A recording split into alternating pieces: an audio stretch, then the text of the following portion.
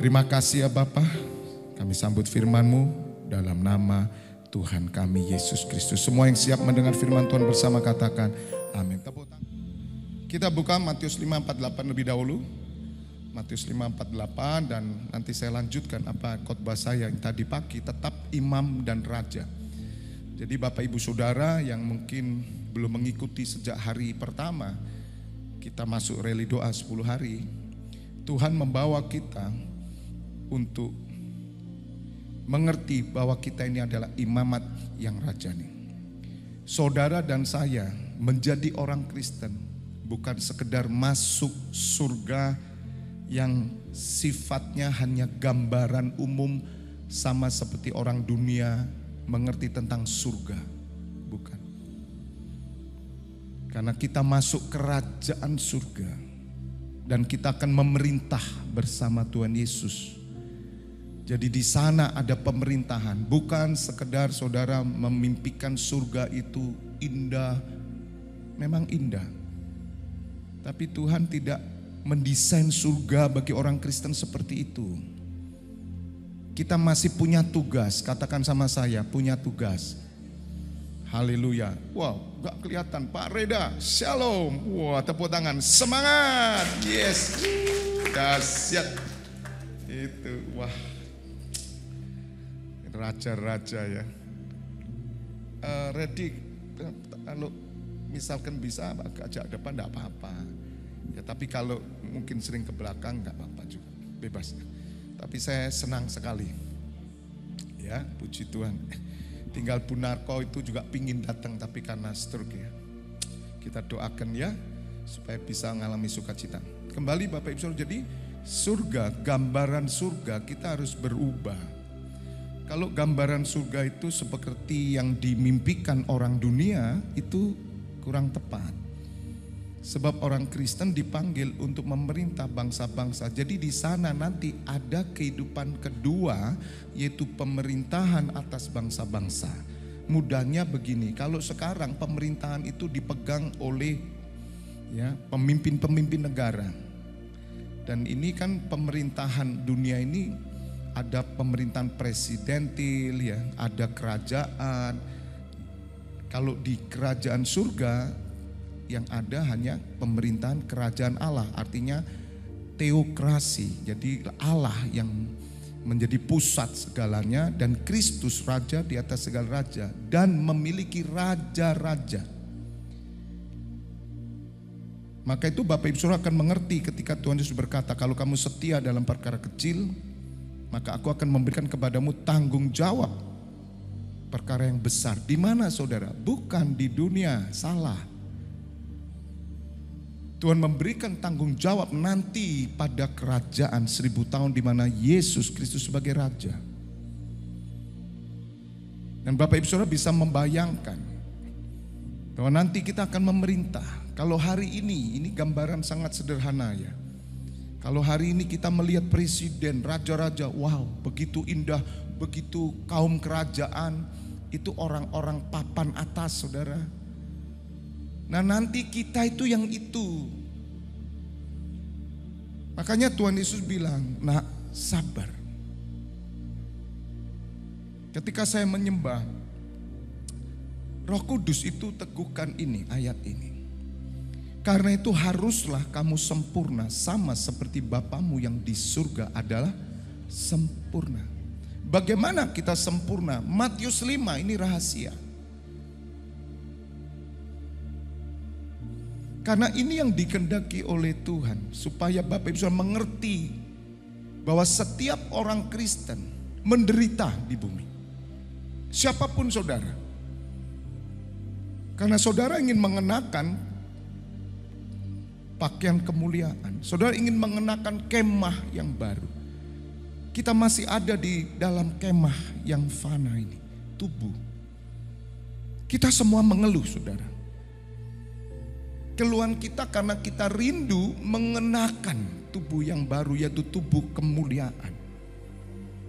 Nah, Pentakosta memperingati 10 hari ke depan ini kita dibawa oleh Tuhan mengerti tentang hal ini.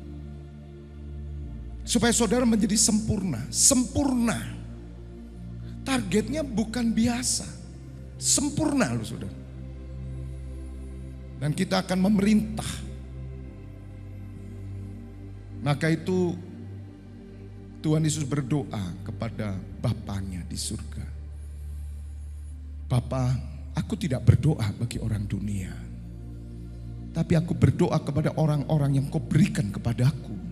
Lindungi mereka dari dunia yang jahat ini. Aku tidak meminta engkau mengambil mereka. Maka itu Bapak Ibu Saudara, Matius 5 ini sungguh dahsyat. Sampai ditutup di ayat 48. Karena itu haruslah kamu sempurna.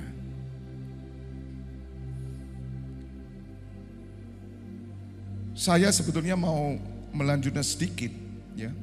Untuk yang Filipi 2, karena tadi pagi belum selesai, tapi roh saya didorong untuk menunjukkan saudara bagaimana target saudara bukan sekedar hanya masuk surga, bukan sekedar hanya di rumah Bapa, tapi saudara dan saya memerintah bersama Tuhan Yesus. Maka Tuhan Yesus berfirman ketika ada di dunia, dia berkata kepada murid-muridnya dan kepada pengikut-pengikutnya. Dia tunjukkan di dalam ucapan bahagia supaya saudara sempurna.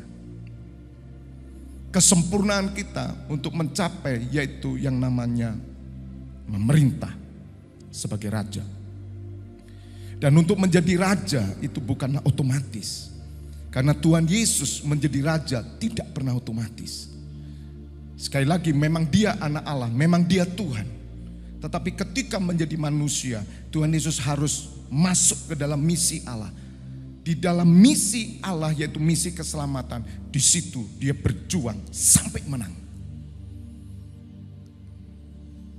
Adam yang pertama gagal, tapi Adam yang akhir ini tidak gagal. Apakah Tuhan Yesus bisa gagal? Bisa. Karena Tuhan Yesus melepaskan kealahan. Bapak Ibu Saudara harus mengerti tentang hal ini. Dan saya rindu setiap saudara yang bersama-sama saya, kita bukan cuma masuk surga. Target kita ada di istana raja, istana Yesus Kristus Tuhan. Katakan amin. Kita adalah kelompok para raja, memerintah bangsa-bangsa. Buka di Matius 5, langsung ayat 3. Maka itu kenapa ayat ini muncul? Karena saudara harus sempurna. Untuk menjadi bersama dia raja. Dengarkan khotbah imam raja 1, 2, dan 3 hari ini pagi. Semua nyambung, besok saya lanjutkan terus. Saudara tahu hati Tuhan Yesus kenapa dia katakan begini. Karena dia tahu hidup orang Kristen digoncang terus. Sasaran iblis itu saudara. Jangan saudara memerintah. Dia pintar saudara, dia tahu. Iblis itu malaikat di pujian penyembahan. Dia tahu mimbar, dia tahu pelayanan, dia tahu semua. Dia tahu taktik-taktik dan strategi untuk menjatuhkan semua pelayan untuk tidak menjadi raja. Katakan amin.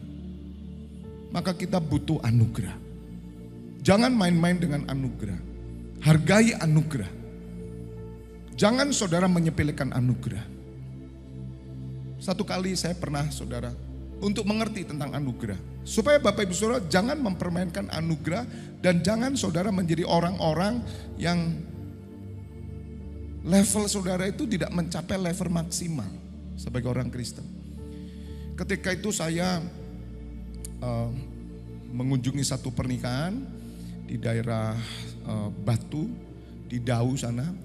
Dan saya coba memakai Google Map untuk mencari jalan karena macet untuk keluar di area yang paling dekat di Noyo atau gimana ya. Saya ngambil jalan karena saya nggak tahu jalan.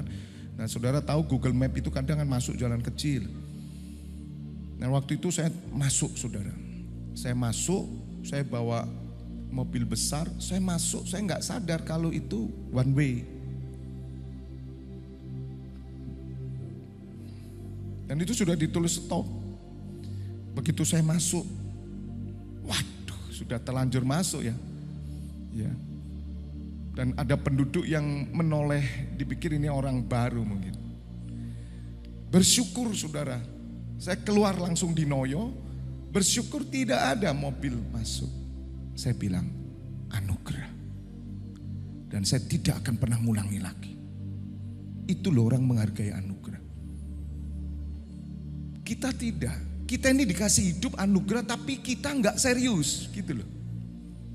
Kelemahan kita tidak menghargai anugerah. Orang yang mengerti anugerah, dia tidak akan mengulangi lagi, katakan amin. Sebab dia lolos karena anugerah. Coba saya di depan mobil, repot saudara. Hal yang sepele Tuhan sering ajarkan kita. Di setiap kejadian-kejadian Bapak Ibu Saudara, Roh Kudus pasti ajar. Kalau saudara bisa ibadah, ini anugerah. Tapi jangan main-main dengan anugerah. Jangan membuat semua itu sepele. Apalagi kita ini kan mudah rentan jatuh toh saudara. Pak Febi bisa jatuh, bisa. Tapi dosa yang tidak mendatangkan maut. Tapi ada dosa yang tidak mendatangkan maut saudara. Hal-hal tertentu yang kadang kita kilaf, bisa slip of tongue. Tapi kita sadar dan kita tidak mengulangi. Karena itu anugerah. Kalau Tuhan tidak buka jalan, saya mati. Dan banyak hal anugerah-anugerah yang terjadi dalam hidup saudara. Tapi jarang kita memperhatikan. Kita perlu anugerah Tuhan saudara. Untuk mencapai visi 2033, 10 tahun ke depan kita melihat karya kemuliaan Bapa. Kita butuh anugerah. Karena hanya anugerahnya yang memampukan kita berdiri dan menuju kepada sempurnaan. Katakan amin. Contoh anak sekolah. Kalau dia mengerti anugerah bisa sekolah, dia rajin. Banyak hal kita tidak mau mengejar yang sempurna untuk Tuhan. Tetapi untuk dunia kenapa kita mengejar sempurna? Halo. Kalau saudara naik pesawat, berangkatnya jam 4 pagi. Anda akan siap bangun pagi toh? Karena sudah bayar toh. Tapi kok doa pagi kok sulit? Masih bersama saya enggak ini? Bisa telat enggak kalau naik pesawat? Kita melakukan sempurna. Tapi hal yang lain. Saudara, kalau Tuhan izinkan kita bisa masih diberikan nafas waktu, itu anugerah toh. Kenapa kita tidak ngejar yang sempurna? Itu yang saya heran. Saya tanya, kenapa kamu nggak bisa doa pagi? Kepagian Pak. Kamu naik pesawat jam berapa pernah? Jam 6 Pak. Bangun jam berapa? Jam 3 Pak. Mesti berangkat Surabaya Pak. Loh kok bisa?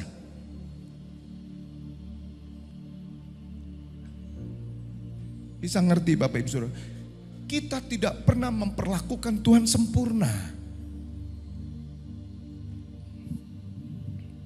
Kita janjian sama bisnismen bisa tepat waktu. Karena tendernya bahaya sampai telat, hilang. Tapi kita untuk Tuhan bisa enggak?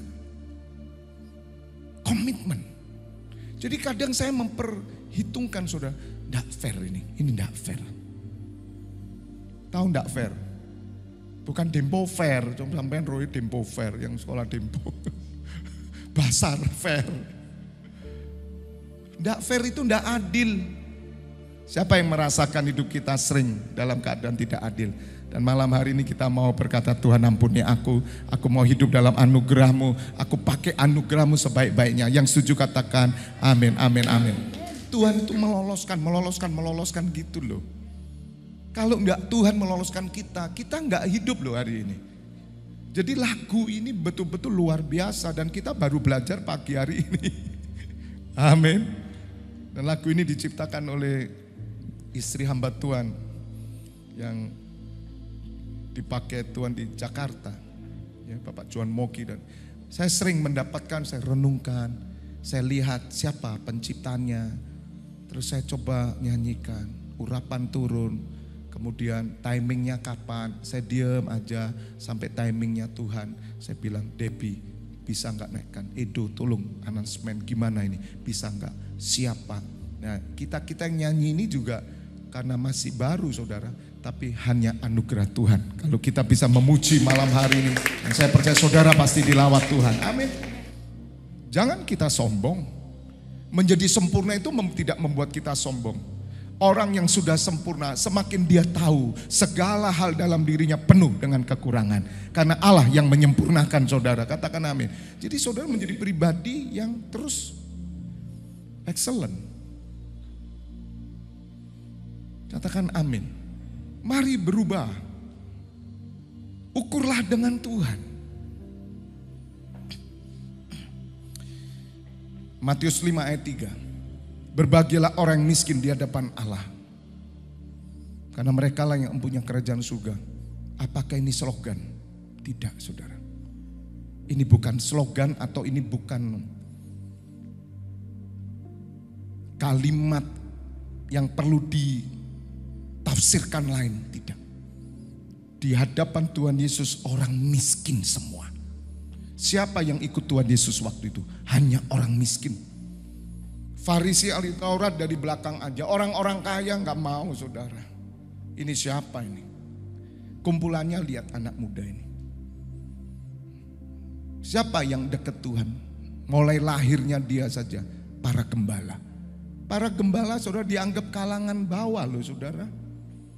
Tapi malaikat Tuhan turun atas gembala. Mereka bersuka cita. Kenapa Tuhan kok gak turun kepada orang-orang kaya, orang pandai, orang berhikmat, orang Farisi ahli Taurat? Gak digubris saudara. Ini siapa orang? Lahirnya di mana? Bethlehem. Siapa keluarganya? Orang miskin. Mesias kita raja. Bung, raja. Gak mungkin lahirnya di kandang. Tuhan dekat dengan orang miskin. Dia kuatkan orang miskin. Supaya mereka sempurna. Memang hidupmu miskin nak. Tapi berbahagialah kamu.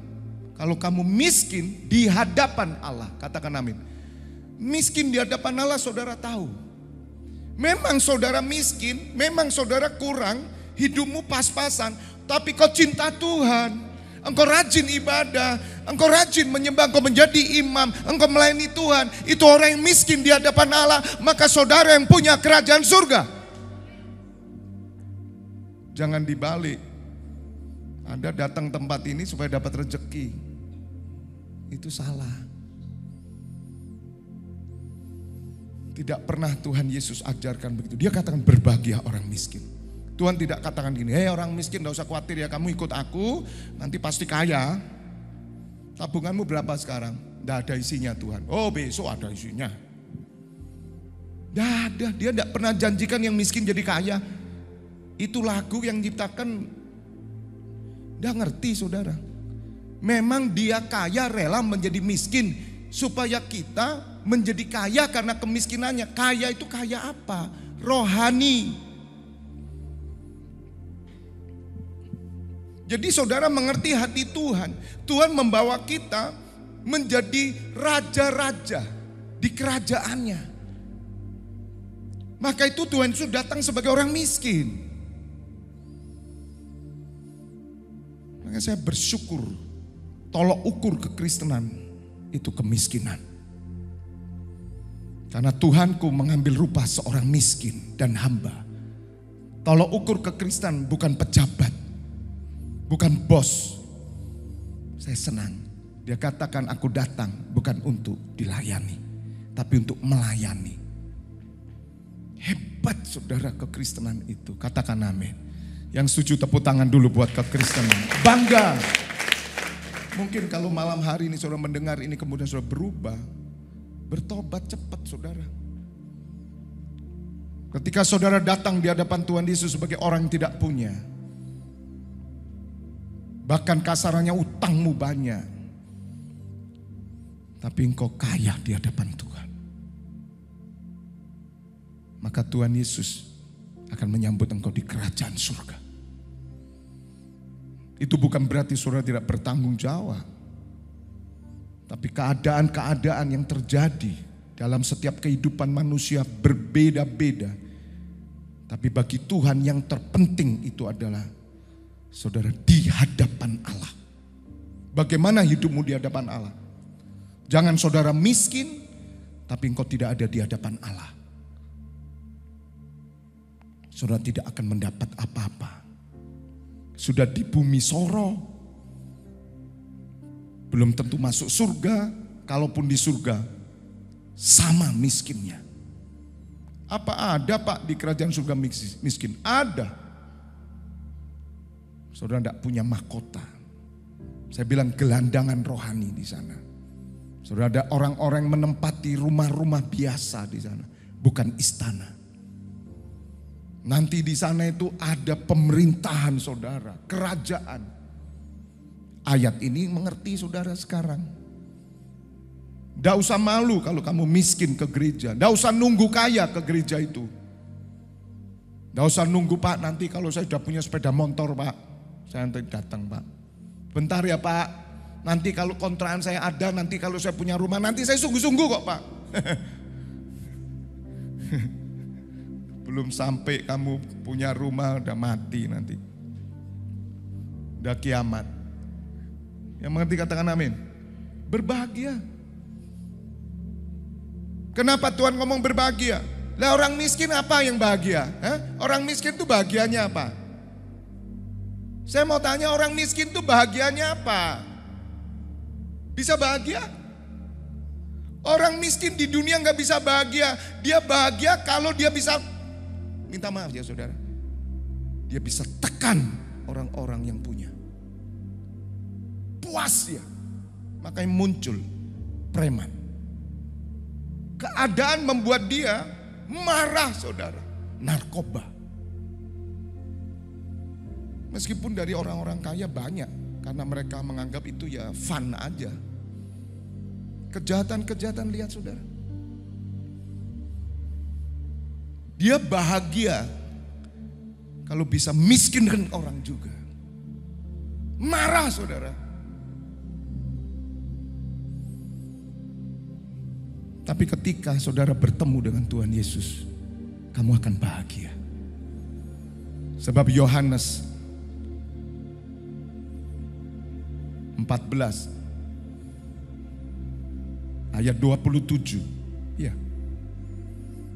Tolong buka. Tuhan berkata, damai sejahteraku ku tinggalkan bagimu. Damai sejahteraku ku berikan kepadamu. Dan apa yang kuberikan tidak seperti yang diberikan oleh dunia kepadamu. Janganlah gelisah dan gentar hatimu. Memang kamu miskin, kamu tidak dapat damai dari dunia. Karena kamu tidak punya uang, tidak punya apa-apa. Tapi damaiku yang membuat kamu bahagia. Kamu tetap sukacita karena pengharapanmu kekal di kerajaan surga bersama-sama dengan aku. Maka lihat saudara, hamba-hamba Tuhan rela miskin. Pelayanan di desa dimanapun. Damai yang dari Tuhan Yesus beda saudara. Kalau saudara belum menemukan damai dari Tuhan Yesus, kamu belum lulus kekristenanmu. Makanya orang yang suka masuk hadirat Tuhan, dia menyembah, kepuasan di sana ada. Dan ada bersyafaat, mental raja muncul tadi pagi. Anda punya kapasitas bangsa. Dengarkan khotbah tadi pagi, mudah-mudahan bisa saya tambahkan. Seorang yang akan menjadi raja tidak otomatis. Anda harus melatih diri saudara, tadi pagi saya jelaskan. Doakan bangsa-bangsa seperti Daud. Kenapa Daud dipilih jadi raja? Bukan sembarangan Daud. Allah dari surga sudah melihat ini orang hatinya untuk Israel. Diurapi saudara. Dan dia diuji untuk menjadi raja. Dia harus perang dengan Goliat. Apa yang muncul dari mulutnya? Ditawari sama Saul, siapa yang bisa kalahkan Goliat ini? Pasukan Filistin tinggi besar. Daud remaja. Tingginya gak terlalu tinggi dia. Masih umur 14 tahun. Pipinya kemerahan. Ganteng orangnya, elok. Pakaiannya Saul aja kedodoran. Saul tinggi besar. Tapi Saul kehilangan urapan. Karena hatinya sudah keluar daripada hati Tuhan. Saudara, Daud tidak tergiur untuk mendapatkan istri. Siapa yang menang? Saya kasih anak saya. Daud tampil bukan atas nama untuk mendapatkan calon istri raja. Tidak. Daud berperang atas nama Allah Israel. Lihat Bapak Ibu Saudara. Makanya tantangan-tantangan hidupmu itu kan ngalami Goliat. Lawan atas nama Tuhan Yesus. Bukan gini loh, kelirunya orang Kristen gini. Dia pakai nama Tuhan Yesus kan ngalahkan setan. Kita percaya nama dia di atas segala nama. Amin.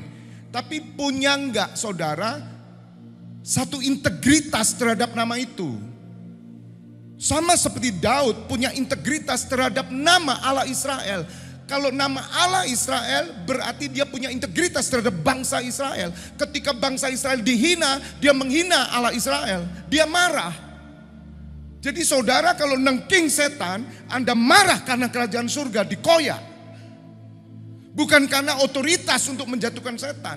Maka Tuhan Yesus berkata, bukan semua orang yang berseru kepadaku Tuhan, Tuhan akan masuk kerajaan surga. Kamu mengusir setan dalam namaku. Kamu bernubuat, tapi aku tidak mengenal engkau. Karena mereka hanya pakai nama Tuhan Yesus untuk kepentingan diri sendiri, untuk ngusir rumahnya, ngusir setan di rumahnya, tanpa dia punya integritas terhadap kerajaan surga. Dia tidak punya namanya rasa marah, karena nama Tuhan dihina. Beda. Maka Tuhan Yesus tegur, meskipun kamu sering ngusir setan, aku gak kenal kamu. Enyah, pembuat kejahatan. Beda dengan Daud. Sampai di sini ngerti sekarang. Pakai nama Tuhan Yesus karena kamu punya integritas surga. Jangan sembarangan hanya pakai nama Tuhan Yesus untuk kepentinganmu. Meskipun itu saudara mengusir setan di rumahmu. Untuk apa kau setan diusir di rumahmu? Supaya kerajaan Allah hadir di rumahku. Allah memerintah atas rumahku, atas keluargaku, atas pekerjaanku semuanya. Yang ngerti katakan amin. Rubah. Tidak ada efek Anda pakai nama Tuhan Yesus, tapi kamu tidak punya cinta dengan Tuhan Yesus, cinta dengan surga, cinta dengan Allah Bapa. Itu sama dengan kamu pakai nama Indonesia, tapi kamu bukan cinta Indonesia. Banyak enggak? Kalau cinta Indonesia dia enggak korupsi.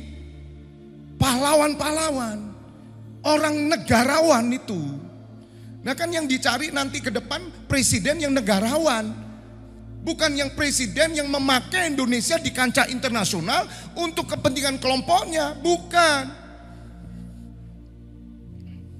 Itu kebenaran saudara. Jadi saudara bisa mengerti sekarang. Kalau Matius 7 sampai hari ini kenapa ya?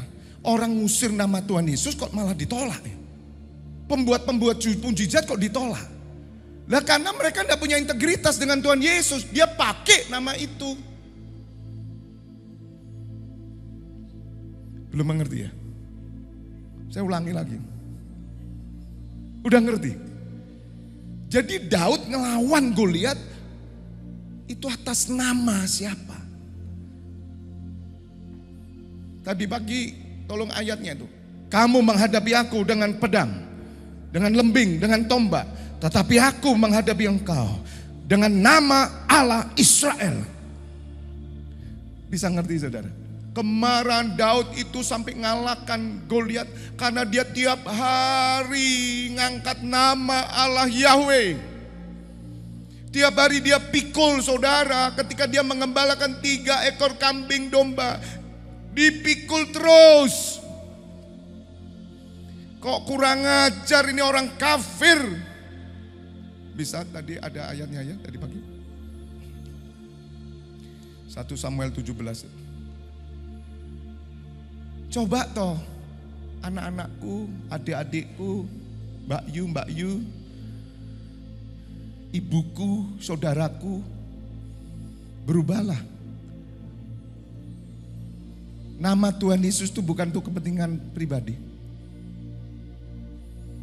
Berubahlah, saudara punya integritas sama surga. Tadi pagi kok bisa ya? Tolong bantu sampai itu, Caca. Samuel 17 berapa?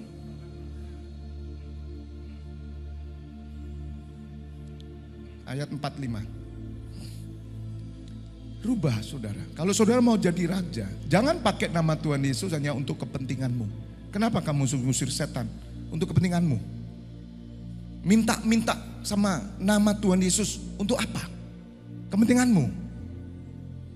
Itu yang terjadi saudara. Kamu gak pernah bahagia. Kamu gak pernah bisa sempurna. Beda. Ada orang bertanding saudara. Contoh aja barusan ada Thailand dengan Indonesia. Indonesia menang toh 5-2. Saudara, ada orang pertandingan untuk dirinya. Karena mereka tidak punya mental bangsa. Tapi ada mereka yang bertanding untuk bangsa. Engkau mendatangi aku dengan pedang dan tombak lembing, tapi aku mendatangi engkau dengan nama siapa? Tuhan semesta alam, Allah segala barisan Israel yang kau tantang itu. Jadi ngerti saudara, Goliat itu kan secara lahiriah nantang bangsa Israel. Tapi Daud melihat, kurang ajar ini orang, nantang Allahku. Jadi bukan dunianya yang dilihat Daud, tapi Allahnya. Anda harus bergerak untuk Tuhan Yesus, untuk kerajaan Allah, katakan amin. Ketika hidup di dunia, maka Anda akan punya mental kerajaan. Hidupmu tidak bisa dibeli dengan siapapun. Kamu bertindak dengan otoritas Allah. Dan nama Tuhan Yesus berkuasa dalam hidupmu. Bukan sekedar hanya nolongi orang, no. Nggak ada artinya. Katakan amin.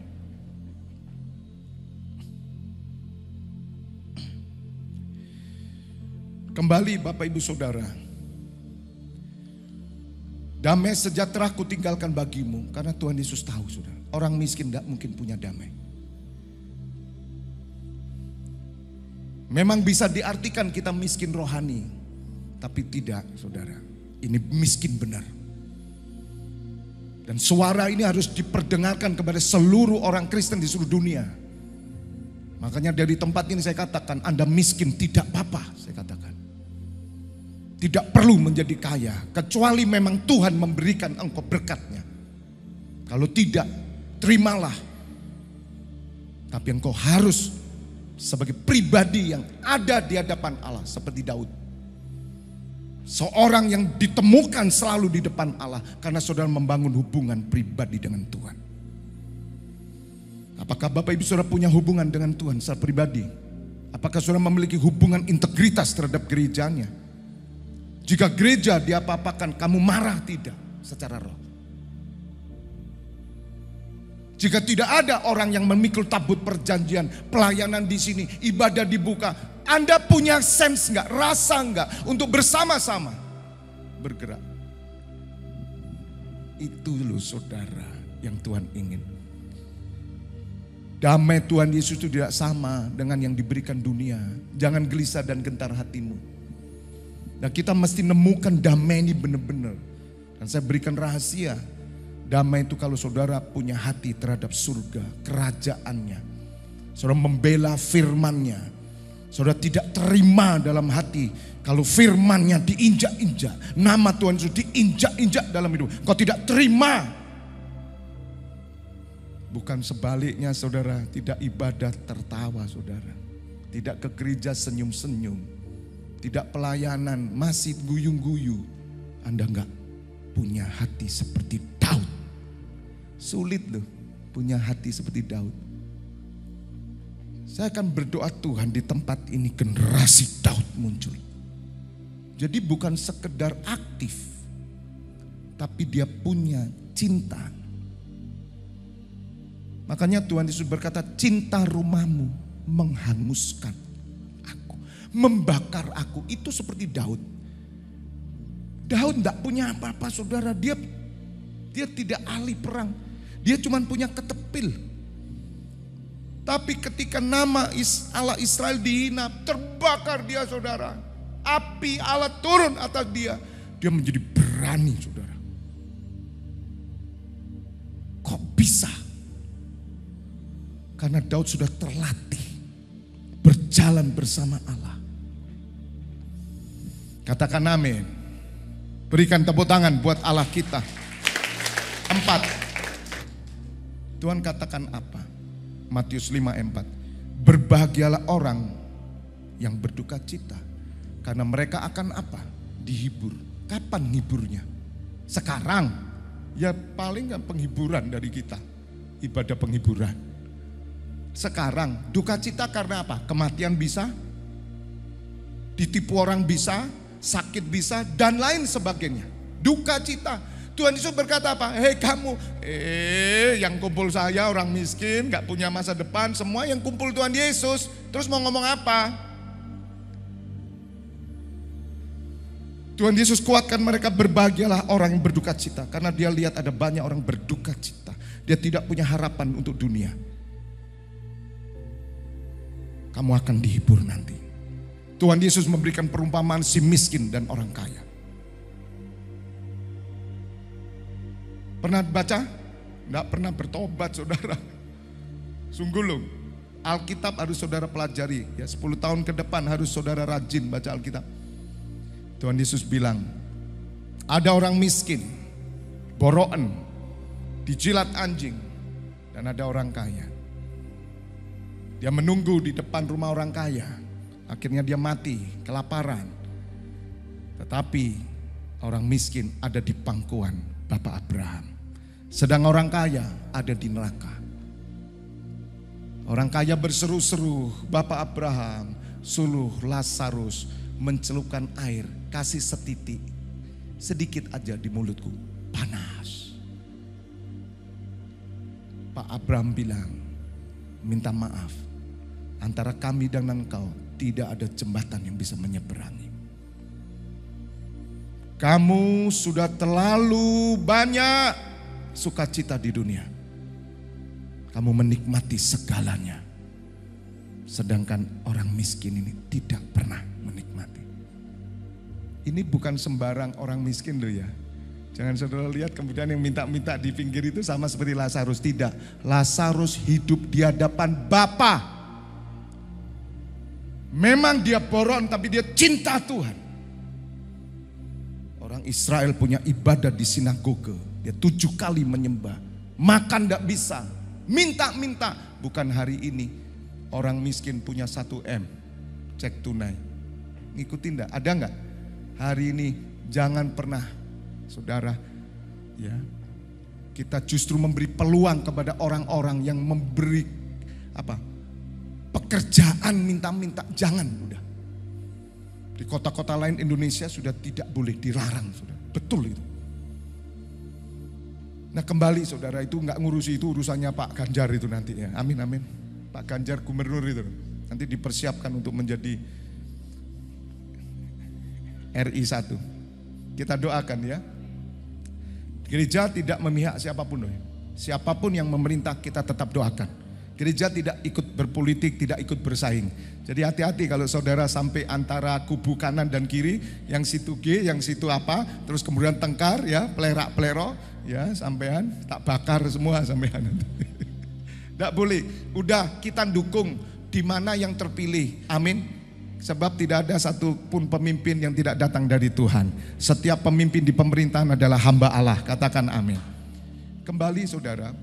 Jadi berbahagialah yang berduka cita karena mereka akan dihibur.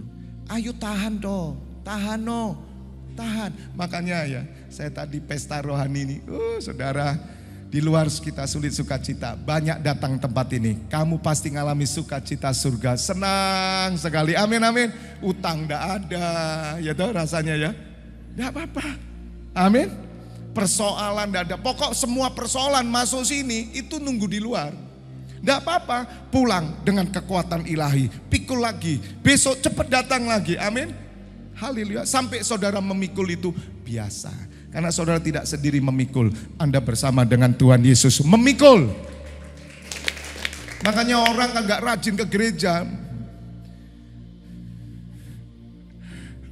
Sengko awakmu, apa itu sengko? Abot. Siapa yang di sini hidupnya berat, angkat tangan. Angkat tangan dalam hati aja. Rajinlah ketemu tempat ini. Saya jamin kamu akan ringan, kamu akan terbang seperti Raja Wali. Amin. Karena kamu punya pengharapan, lakoni menang keri. Amin. Loh iya, lakon itu, bintang itu menang yang terakhir. Sabar nak. Berbahagialah orang yang berduka karena mereka akan dihibur.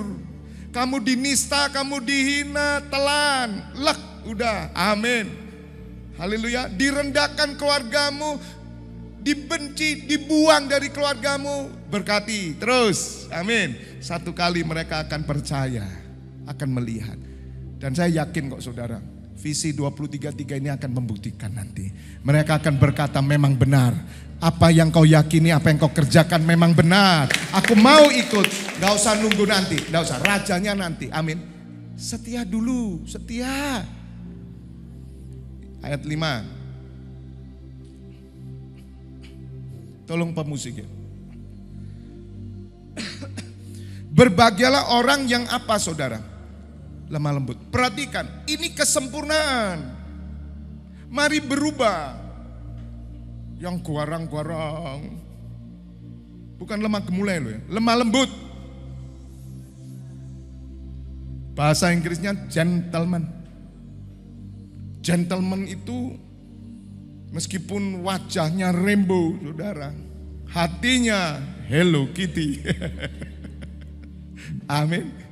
Tidak apa-apa. Makanya tak keluarin nih saudara, tak biarin keluar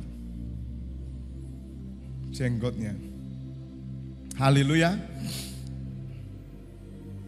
Berbahagialah orang yang lemah lembut karena mereka akan memiliki bumi. Ayo kita belajar. Kita memang tidak bisahan. Disenggol sedikit. Karena dulunya serigala. Udah belajar jadi domba. Tapi masih sisa-sisa. Itu kalau tidur mesti. Coba yang istri-istri apa yang suami perhatikan. Kan ada istri-istri, tidak cuma suami, istri-istri juga gitu. Gerengan. Dipelero sedikit. Dilayani dikit gak bener. Gitu. Jadi taringnya itu keluar mesti. Belajarlah biasa. Lemah lembut, latihan. Enak-enak antri di bandara diserobot. Jangan kain, jangan. Kucing itu ngamuan loh kadang, gitu ya, kadang nyakar. Anjing itu enggak, anjing itu nurut, setia gitu. Belajar lemah lembut, hilangkan itu, gitu loh. Orang salah itu biasalah, gitu,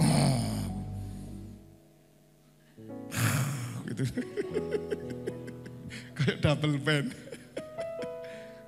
Haleluya. Belajar. Kita nanti akan berhadapan dengan karakter macam-macam. Kita minta barang, ya gitu. Haleluya. Coba saudara langsung. Nanti dikasih hikmat sama Tuhan. Seperti saya waktu ke Bali itu loh. Minum kopi cap 2 laler. Enak saudara, kopi cap 2 lalat. Belum pernah ya? Nyoba di Bali ada. Dicuari orang enggak ada. Lawang saya pagi-pagi diajak makan, Pak ini Pak. Wah enak Pak, babi guling Pak. Wah makanan Bali ada katanya crispy itu loh yang kulitnya babi. Ya saya enggak terlalu, saya suka yang sobak syuki sini ya. Masih enak ya. Tuhan orang Bali di sana. 30 tahun di Bali. Lagi makan enak selesai. Minum gini, loh 2 lalat di dalam kopi, udah masuk hidup lagi. Bayangin oh saudara, pagi-pagi saya latihan saudara, saya latihan. Itu teman saya yang punya hotel kurang ajar, mana mbaknya? Saya bilang diam. Kenapa toh Pak diam? Nanti tak jelasin, diam dulu. Mungkin ini jadi ide yang mau bisnis. Kopi kan lagi naik daun, cap 2 laler. Ini ada sejarahnya. Siapa ngerti saudara punya pabrik kopi yang besar. Bisa membangun pusdiklat. Amin. Butuh 7M. Coba doa, gak apa-apa. Cap 2 lalat, tidak pernah ada loh. Itu kejadian saya dan lagi pelayanan. Masuk gini. Nah otak kita ini kan pinter lah saudara. Jadi sugestinya udah muncul. Aduh ini kan kotor. Saya cuma diam. Saya enggak ngomong pertama. Langsung gitu toh. Saya keluarin gitu. Terus saya ngomong di depan 2 yang punya hotel. Ya kita kan di warung itu. Terus sama yang ngantar. Bu, laler bu. Heh? 2. Loh mbak gimana? Biarin. Jangan.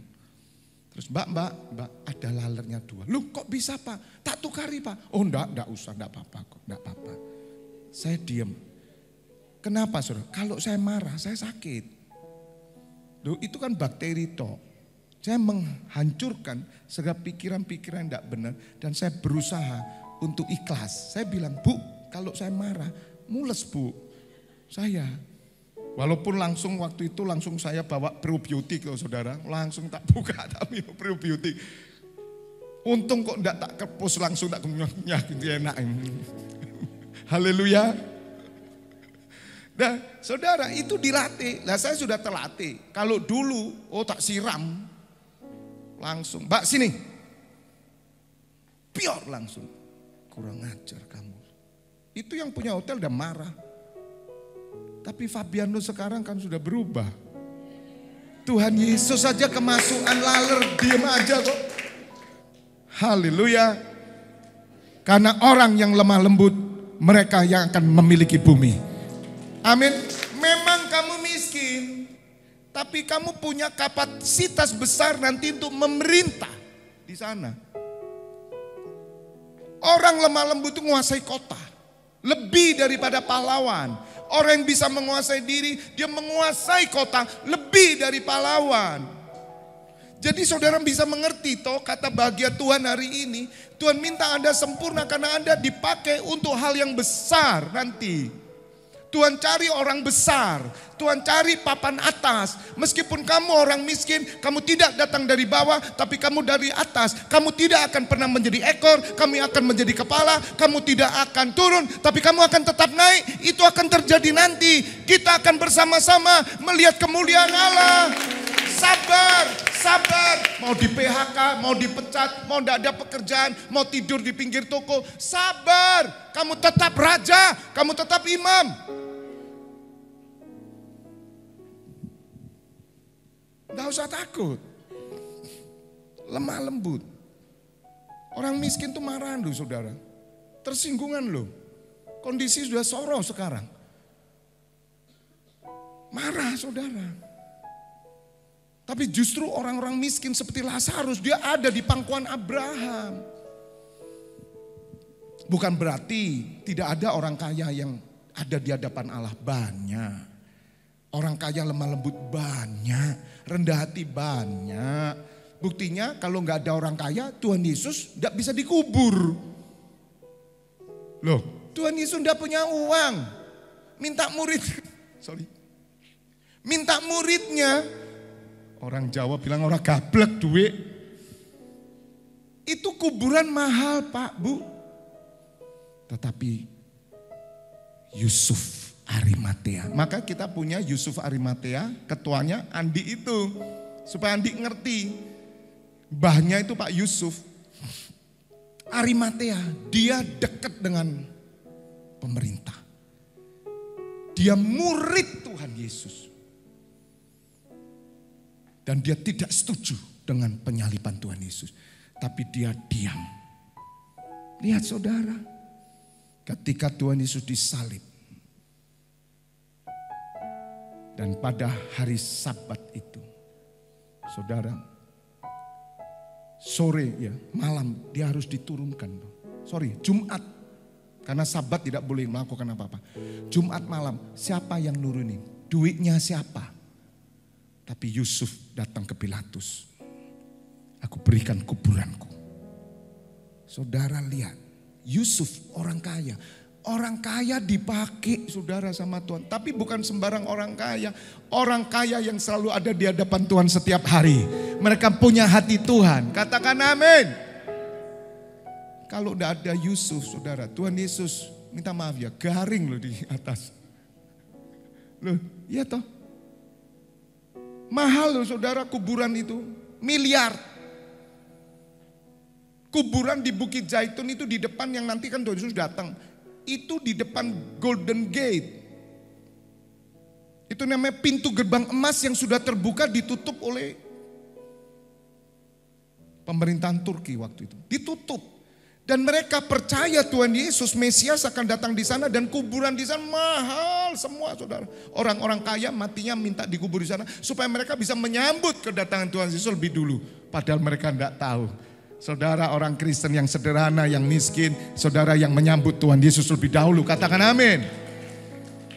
Jadi Bapak Ibu Saudara, Tuhan tidak anti orang kaya, tapi Tuhan tahu kesulitan hidup orang Kristen.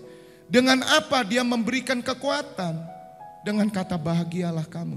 Loh, Tuhan miskin kok bahagia? Bahagialah kamu. Bahagialah kamu. Bahagialah kamu orang lemah lembut. Orang miskin kan ditendang, ditindas, ditendang. Orang miskin itu gak didengar suaranya.